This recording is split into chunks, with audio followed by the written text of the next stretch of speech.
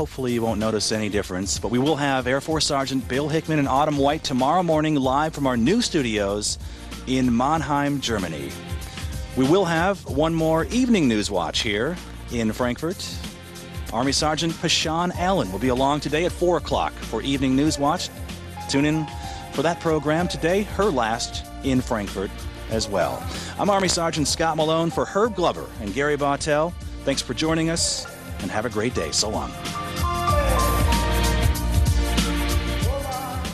In life. So instead of asking Bob what I should do about my military career choices, I go to MilitaryOneSource.com. I just type in military for the username and OneSource for the password. They can't really make a good cup of cocoa, but Military OneSource does have all the good answers. Well, today on Evening Newswatch, AFN Europe makes history once again, and the forces in Sudan defer. These stories, plus the latest U.S. dollar exchange rates and your weather forecasts, are coming up next, right here on AFN's Evening Newswatch. Good afternoon to you. It's 4 o'clock Central European Time. I'm Army Sergeant Peshon Allen. Well, today is the last broadcast in Frankfurt, Germany for AFN Europe. Former AFNer Heb Glover, along with AFN's news director Gary Bautell, stopped by to speak with Army Sergeant Scott Malone. Well, not to make you feel too old, Gary, but you had the rare distinction, maybe the only broadcaster, the only newsman to have worked in all 3 buildings? There's another one in the building. That's Milt Fitzwater, my boss. Okay. He was also a young soldier back then in the Castle days, the Castle era, as we Jurassic newsmen refer to it. Now, you weren't here at the start of AFN Europe. That was back in the 40s. Herb Glover, no, not quite. Herb Glover, you want to talk about the history of the network. How did this AFN Europe thing start back in World War II? It was an extraordinary beginning. The whole thing started, American Forces Network started as an idea in the mind of General Dwight D. Eisenhower. More than a year before the invasion of Europe during World War II. As an experienced military man, of course, I knew that an informed soldier would be a better soldier, and that was the basic philosophy that he formed back there in the early 40s, and it's still the philosophy that AFNers carry today. An informed soldier is a better soldier. Of course, today we say a soldier, sailor, airman. The general and his staff of war planners in London, they knew that there were thousands of American GIs who were pouring into Great Britain, training up for D-Day invasion. Right. And frankly, there was a lot of boredom. The only radio they had was the BBC, and the BBC was kind of staid, and it really wasn't like American entertainment. Nor did it have American music. Some of that was depicted in the HBO series Band of Brothers, which we saw a couple years ago on AFN. In fact, I was told that the GIs disliked the BBC so much that they resorted to tuning in their radios to the old Nazi propaganda broadcast coming out of Germany. Yeah, well, they played better music, they used to say. That didn't go over well with Ike, I suppose. Oh, yes. I think that probably had a lot to do with moving him toward establishing a radio network. Well, you can hear the Morning Newswatch live tomorrow morning from our new home in Mannheim, Germany at 6 a.m. with Air Force Sergeant Bill Hickman and Autumn White. The curse is over for the Boston Red Sox, and his fans couldn't be more thrilled. One man in Boston with tears in his eyes fell to his knees and shouted, "Thank you, God," repeatedly. And for your exchange rates, $1 US will buy you 0.7653 euro cent. The time is now 3 minutes past the hour. While security and integrity is on the agenda of the Justice Department, here's AP's Sandy Cosell. The Justice Department is set to deploy approximately 11,000 monitors and observers on Tuesday to make sure voters can cast their ballots without interference. That's nearly twice as many as the last presidential election.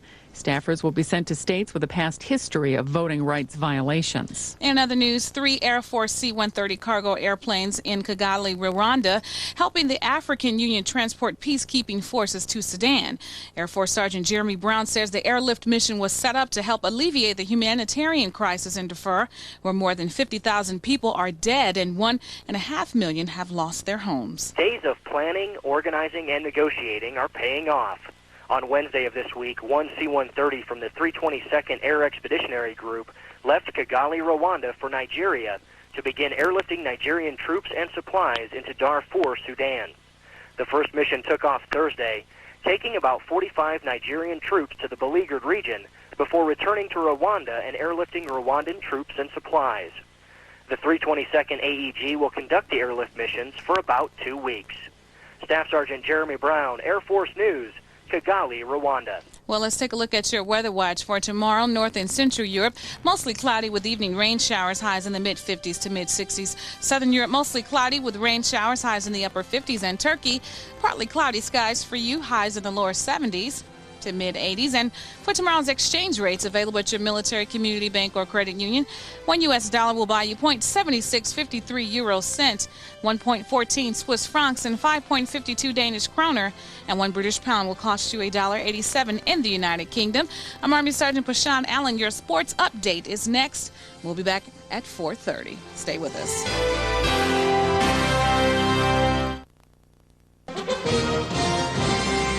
Red Sox are kings of baseball. I'm John Anthony with a sports update.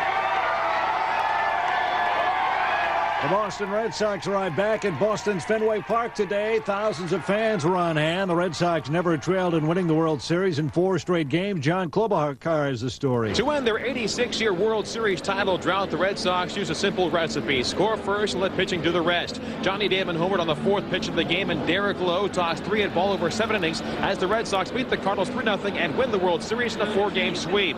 Lowe was masterful as he struck out 4 and walked just 1. At one point, he retired 13 straight. The Red Sox win their 6th World Series title and their first since 1918. They're also the 3rd straight wildcard team to win the Fall Classic. The Sox clinched the title with their 8th straight win. John Klobuchar, St. Louis. Red Sox right-hander Derek Lowe is the first pitcher to win the clincher in all 3 rounds of the playoffs. It's from the organization, you know, the top guy down to the bottom guy. We really came in this series confident. We really felt like we had a game plan. We know this is one of the best offenses in all of baseball, but we found a way. The Cardinals batted only 190 in the series, but All-Star first baseman Albert Pujols says the Sox pitchers didn't do anything special. I don't think they pitched so tough. We just hit some ball good and they make some good play. We miss our pitch, and you know, that's the way it goes. What can you do? You know, it's over. You can bring this team back and say, oh, I wish I can have that pitch back, because it's over. The Red Sox are the first club to win 8 straight games in the postseason. Manager Terry Francona was asked, how will this team be remembered? As winners. That's probably the only important thing to me, is that we won. That's what we set out to do, and we were fortunate enough to get it done. We beat some really, really good teams under some adverse conditions. The Red Sox never trailed in the World Series. The Cardinals are the 6th 100-victory team to lose the World Series since 1988. Top 25 college football tonight, number 22 Virginia Tech at Georgia Tech. That's your update. I'm John Anthony. Paul Harvey, news and comment. Now, Paul Harvey News. Good morning, Americans. Chicago Sun-Times headlines this morning, Boston pops. How about Boston's Red Sox, the winners of their first World Series since 1918, and so utterly decisively? On your condiment shelf, do not use paprika from Hungary until they can trace the source of a moldy aflatoxin. Hungary exports 5,000 tons a year. In La Crosse, Wisconsin, William Dalby explained that he threw a live electrical wire into his wife's bathtub, hoping that a near-death experience would save their marriage. The jury didn't buy it either. Yasser Arafat is ailing. Was unconscious for 10 minutes overnight. He performed Muslim prayers this morning, but doctors are flying in from Arab countries to prescribe treatment for his Parkinson's. Members of his party are converging on Ramallah. He'll be hospitalized first in Ramallah. Israel's defense officials have huddled, contemplating strategy. Stateside politics, it's 5 days and counting. The newest poll by Zogby gives Bush a 2-point lead. Our United States economy is still on the grow. Despite hurricanes and high oil prices, the Fed confirms that the American economy in September and October was continuing to expand. Thank you, Bishop Kenneth Angel of Burlington, Vermont, the first churchman of prominence to agree that handshaking makes no sense, especially during a flu epidemic. He has asked all Vermont Catholics, clergy and parishioners in the aisles and in the pews to stop shaking hands for the duration. Now, page 2. In Iraq, American planes were over Fallujah overnight, selective bombing, hitting only where it hurts. With international oil prices going down, Europe's stock markets went up overnight. In Long Beach, California high school, Dylan and Jesse Smith are twin brothers. Both have aced the SAT. Both twins have finished their college board tests with perfect scores. There's more piracy on the high seas than you'd ever hear about. Especially in the Far East, there's more piracy on the high seas than ever before. Most is unreported. An exception this morning in the Bay of Bengal, where the pirates stuffed the bodies of 16 fishermen into the ice chamber aboard the boat and just left them there. The biotechnology revolution appears inevitable. In Los Angeles, cats are being bred and born free of allergy-causing proteins. The hypoallergenic cat will not make you sneeze. As is, treating cat allergies costs billions.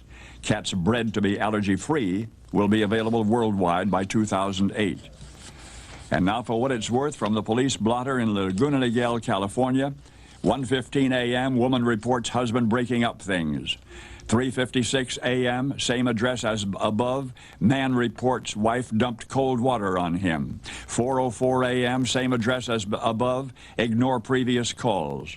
It appears domestic disturbance was drowned out. Paul Harvey, good day. Paul Harvey News and Comment is a service of ABC News.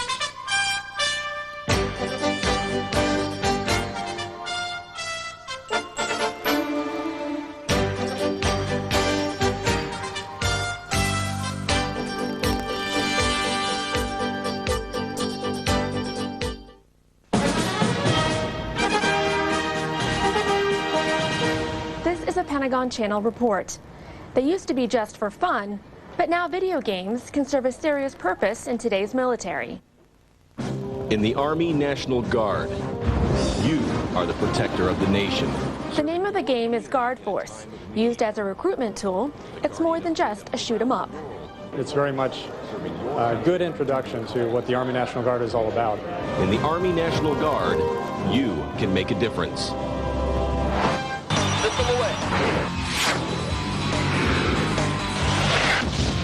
Commissioned by the Pentagon, it's called Joint Force Employment and teaches valuable lessons. That's a training tool for the various branches of the military to teach the proper operation and procedure for interacting with the different branches of the service. Earlier this month, serious video game vendors exhibited the latest products at a summit held in Washington, D.C. Here, electronic action games and today's soldiers seem like a good fit. Every soldier that enters the military today is part of the video game generation. They bond with video games very quickly. They understand button mashing, button pressing, and they like the engagement. And many of the scenarios in games like Squad Tactics have applications that would prove useful in the current war in Iraq. The enemy is fast, he's somewhat organized, he knows the terrain, he has the indigenous peoples that support him typically, and he can blend into the woodwork very quickly. The United States military stands as the most powerful fighting force on the face of the earth. There's a lot of value in just the engagement of the gaming approach to training. It's not there in the normal approach to training. I'm Army Sergeant Daisy Bueno for the Pentagon Channel. Hi, this is Gwen's Kitchen Talk. One of the best smells around in the supermarket these crisp days of early autumn is that of fresh pears.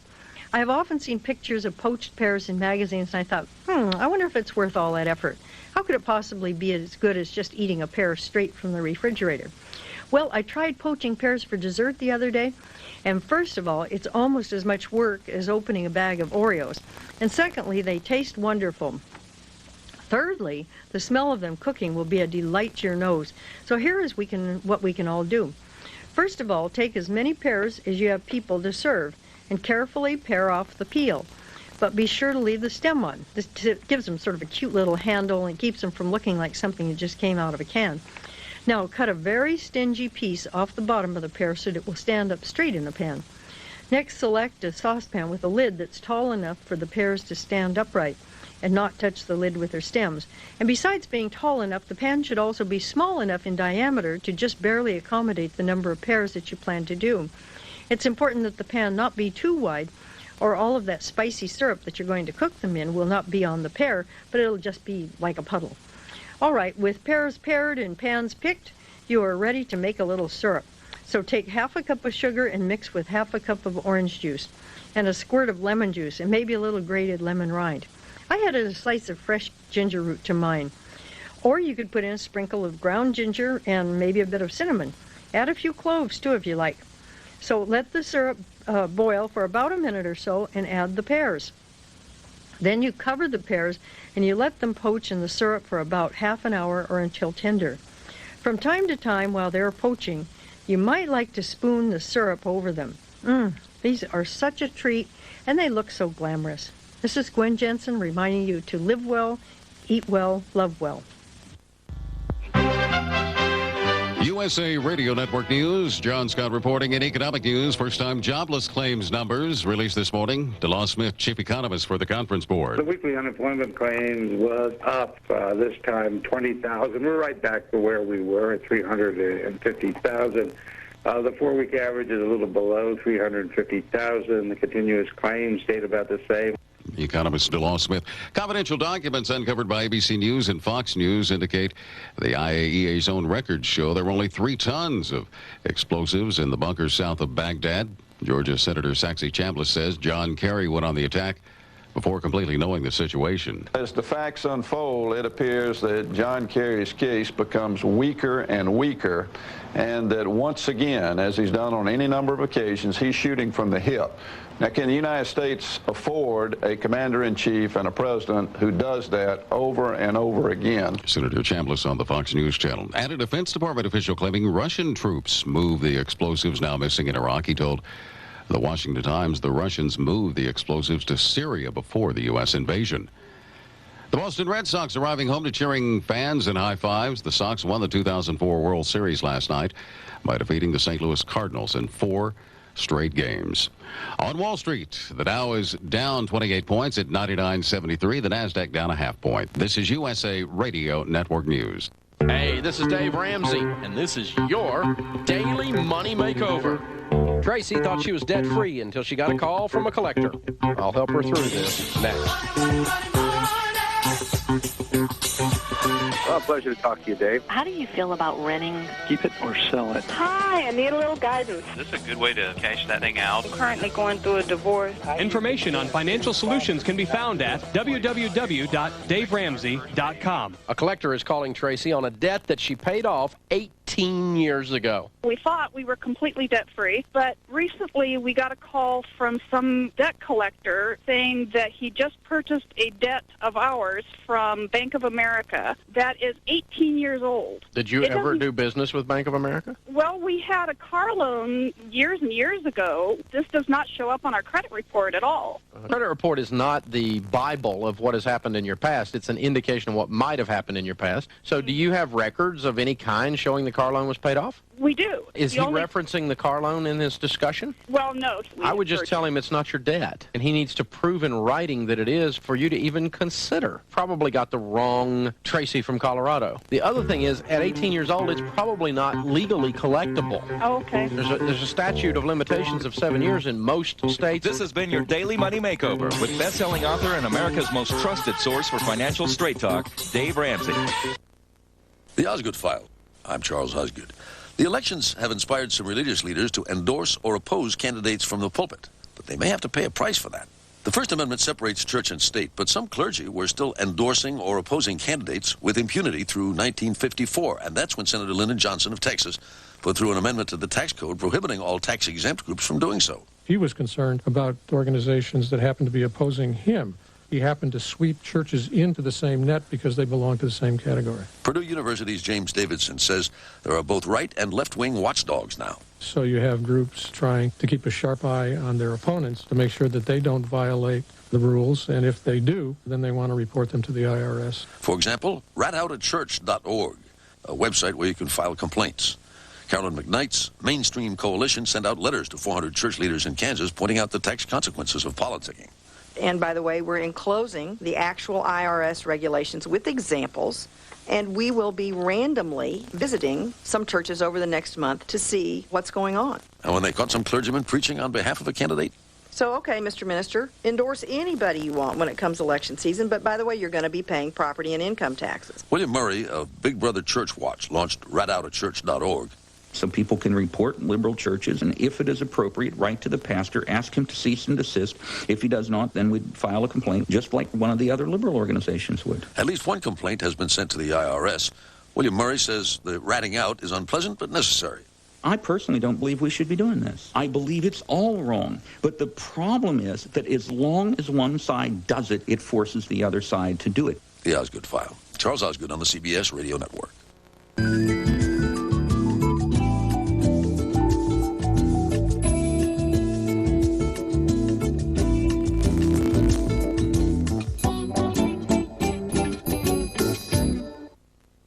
Remember music on cassettes?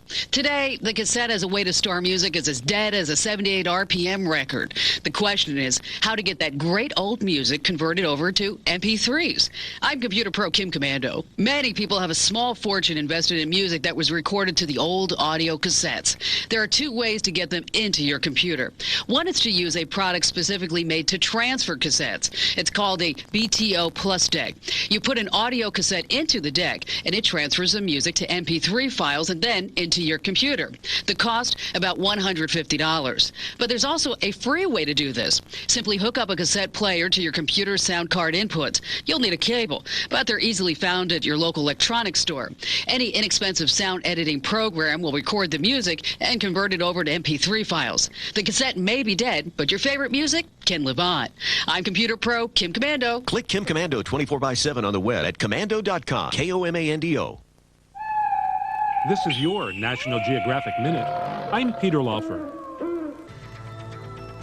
Have you been eating more fish, seeking those healthy omega-3 acids that are supposed to be good for your heart?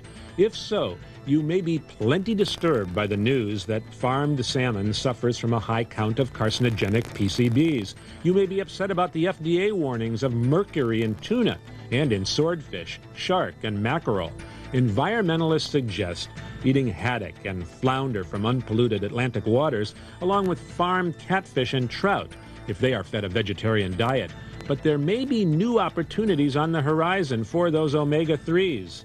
Scientists are working hard to genetically engineer future chicken and cattle to contain omega-3s. They've already added omega-3s to animals not on most menus, the mouse. To find out more about your world, come to nationalgeographic.com.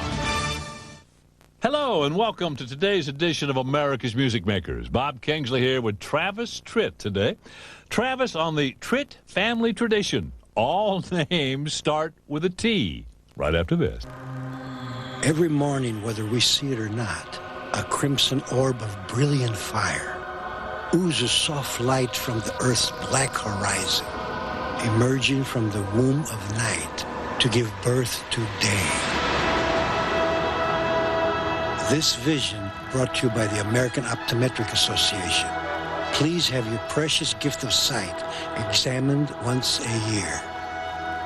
Music maker Travis Tritt feels that the 20th letter of the alphabet is practically one of the family, and he tells us why. We were obviously all of our family. It's Travis, Teresa, Tyler, Tristan, and we wanted obviously a T name for our third child. And we started going through all the books and actually found this name Terry, and it was actually spelled a little bit different, but it stood for physically strong and ambitious. Then we came up with the name Nathaniel, which means gift from God. The cool thing about it was the initials spelled TNT, which I told my wife, I said, I think that's just fabulous. And she of course, rolled her eyes at me and, thought I was nuts. But guys get it. Guys come up to me all the time and say, oh, man, that's cool. You got a kid with the initials TNT. That's really cool. That's going to work good when he gets into baseball and, starts playing Little League and that sort of thing. Well, here comes TNT, That's one of the sort of the byproducts, I guess, of having the T names. Travis Tritt fitting his family to a T with wife Teresa and children Tyler, Tristan, and Terry. For America's Music Makers, I'm Bob Kingsley. College savings not adding up? Don't forget about financial aid. This is Mike Sciano with a Money Minute. Even with a well-conceived investment plan, many parents need help to cover the costs of 4 or more years of college. Stephen Power with USAA offers these tips. Most financial aid programs are based on the student's need, so putting the college fund in the child's name can hurt their chances of qualifying for aid. It's best to put college savings accounts in the parents' names. When it comes time to apply for aid, don't forget about the military connection. Many organizations affiliated with the armed forces offer scholarships, and students may also get funding by enrolling in military academies or the ROTC. Others choose to delay a college education and save money by serving on active military duty. So college can be affordable for families who know all their options. This Money Minute made possible by In Charge Institute's Military Money Magazine for military personnel and their families on the web at militarymoney.com.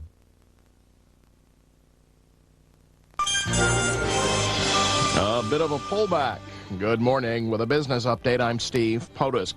In addition to a usual round of profit-taking, stocks are falling victim to disappointing jobless claims data. Before the opening bell on Wall Street, the Labor Department reported that initial jobless claims rose by a larger than expected 20,000 last week to a seasonally adjusted level of 350,000. But analysts say the recent hurricanes in the southeast continue to affect the results. Larry Bautell at Wachovia says two things would help stocks here. You can see the amount of money that's on the sidelines waiting to enter once the clouds begin to lift. If you can give me a resolvable election and a declining oil price, I could probably give you a year-end rally. Right now, the Dow Industrial Average is down 46 points at 9,956. The NASDAQ Composite down 7 points now at 1962. And the S&P 500 is down 4 points, currently at 1,121. Crude oil prices are falling for a second straight day after yesterday's report of a larger than expected 4 million barrel increase in U.S. crude inventories. Oil prices have dipped below the $52 per barrel mark in New York trading. ExxonMobil's third quarter earnings increased 56% as higher crude and natural gas prices drove revenues higher. The world's largest publicly traded oil company says it earned nearly $5.7 billion or 88 cents a share. Analysts surveyed by Thomson First Call were looking for 87 cents a share. Verizon Communications earned $1.8 billion or 64 cents a share in the third quarter. The nation's largest phone company cites continued strong revenue for the result. According to Moneyline Teller Rate, the price of the 10-year Treasury note is down 3/32. The yield now is up to 4.1%. Again, the Dow Industrial Average down 45 points, while the NASDAQ Composite is down 7. With a business update, I'm Steve Potusk. A surprising new life for a former CEO. I'm Jeff Colvin, co-anchor of Wall Street Week with Fortune with the Fortune Business Update. Former AOL Time Warner CEO Jerry Levin, a former self-described imperial CEO, is helping Laurie Perlman, his Hollywood producer turned psychologist fiancé, start Moonview, a posh retreat billed as a sanctuary of calm and order in a world of chaos, pressure, and fear. It's designed for movie stars and executives like Levin, who says he battled with depression following his son's murder in 1997. Perlman dreamed up Moonview some 6 years ago as a place where celebrities could receive treatment by people who understand the unique stresses brought on by being in the public eye. But it wasn't until she brought in 3 other partners and then met Levin in November 2002 that her idea came to fruition. There's even a special treatment program for families of celebrities on trial. Perlman says it'd be perfect for the families of Kobe Bryant or Martha Stewart. I'm Jeff Colvin. On the timeline for October 28th. On this day in 1776, early in the Revolutionary War, American troops were being overpowered by British soldiers in the Battle of White Plains in New York. On October 28, 1855, Marines and seamen from the U.S. sloop John Adams went ashore in the Fiji Islands. Their punitive expedition was intended to encourage Fijians to honor treaty agreements with the United States. On this day in 1993, Air Force Reserve and National Guard aircraft dropped more than 1,000 tons of flame retardant on massive forest fires in Southern California. On October 28, 2001, U.S. ground troops were beginning to work with tribes in Afghanistan's Northern Alliance in a joint effort to rid that country of Taliban and al-Qaeda forces. For October 28, that's the timeline. Solving a deadly puzzle. I'm Mike Reynolds with Film Clips. Billed as a psychological thriller, Saw has more than a fair share of blood and violence, but should leave plenty of viewers torn between being on the edge of their seats and trying to get under them. A very messy bathroom is not the usual opening scene for a movie, but that's where we find three men lying on the floor. One is definitely deceased, and the others, locked up to the fixtures, are regaining consciousness. They are Dr. Gordon, played by Carrie Elwes, and Adam, played by Lee Wannell, and they don't know how they got into this situation.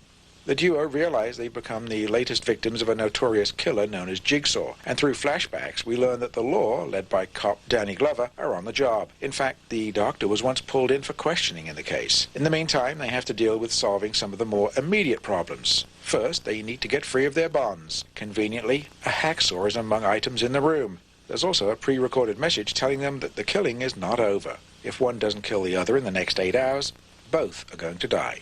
I'm Mike Reynolds.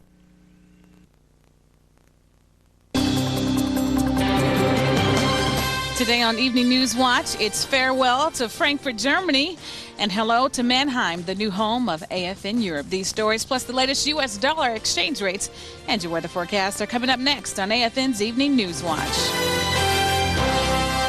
Good afternoon. It's 4:30 Central European Time. I'm Army Sergeant Peshon Allen. It's the end of an era for AFN Europe. Today marks the last day of broadcast operations from our headquarters in Frankfurt, Germany. Beginning tomorrow morning, AFN Europe will have a new home on Coleman Barracks in Mannheim, Germany. Heb Glover is the former director of broadcast operations for the network. The new building is named in honor of an AFN veteran. It will be dedicated on the 8th of November as the Robert J. Harlan European Broadcast Center. Many of us in the studio this morning worked with Bob Harlan during the time he was program director. He spent some 38 years with this network, and I think it's fitting and appropriate that the new broadcast center be established and dedicated in his honor. That is very wonderful. The first broadcast scheduled to air from the new facility is tomorrow morning, Morning Newswatch, beginning at 6 a.m. with Air Force Sergeant Bill Hickman and Autumn White. In other news, in campaign rally in Toledo, Ohio, presidential candidate John Kerry says the war in Iraq is no excuse for President Bush's poor stewardship of the U.S.'s economy. Franklin Roosevelt had a war. Harry Truman had a war. Lyndon Johnson, John Kennedy, Richard Nixon, Ronald Reagan. We've had wars and we've had recessions, but every president since 70 years has created jobs except for George W. Bush. AP correspondent Mark Smith reports from Troy, Michigan, that President Bush plans to focus on leadership today. The president spent much of the campaign portraying his Democratic rival as shifting with the political winds, while he makes tough calls and sticks with them. Today, as part of his closing argument to the electoral jury, aides say Bush will highlight the contrast and promise solid leadership in a time of danger. Both candidates continue to focus on Midwestern battleground states. The Senate race involving Minority Leader Tom Daschle is going down to the wire. AP's Jerry Bolander reports from South Dakota. Daschle and his challenger, former Congressman John Thune, are running neck and neck. The latest poll here shows Daschle leading by just 2 points, well within the margin of error. Daschle's challenge is to win over Republicans in a state where the GOP has a decided edge in registrations. He has stressed his clout in bringing big projects to South Dakota.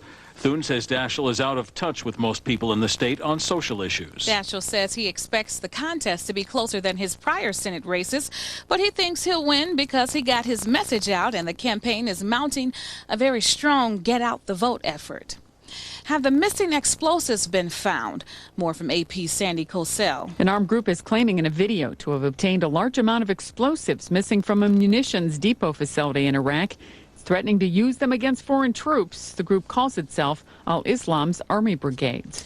And in other news stateside, a report out today from the insurance industry finds thousands of lives could be saved every year if stability control systems became standard in cars. The Insurance Institute for Highway Safety says the systems were found to reduce single-car fatal accidents by a whopping 56%. At long last, the curse is gone. The Boston Red Sox defeated the St. Louis Cardinals last night to sweep the World Series 4-0. The win is Boston's first series championship since 1918. The winning pitcher, Derek Lowe, says it took a team effort to win this championship. It's from the organization, the top guy down to the bottom guy. We really came into the series confident. We really felt like we had a game plan. We know this is one of the best offenses in all of baseball. We found a way. Boston police say they made 35 arrests as thousands of happy Red Sox fans streamed through the city to celebrate. At least 44 injuries were reported, including a police officer. And in your weather watch for tomorrow, North and Central Europe mostly cloudy with rain showers, highs in the mid-50s to mid-60s. Southern Europe mostly cloudy. Highs in the upper 50s to lower 70s. And Turkey, let's see what we have for you. Partly cloudy skies, highs in the lower 70s to mid 80s. And for tomorrow's exchange rates, $1 US will buy you 0.7653 euro cent, 1.14 Swiss francs, and 5.52 Danish kroner. 1 British pound will cost you $1.87 in the United Kingdom. I'm Army Sergeant Peshon Allen. We'll be back at the top of the hour, but tomorrow morning, we're broadcasting live from Mannheim, Germany. Stay with us.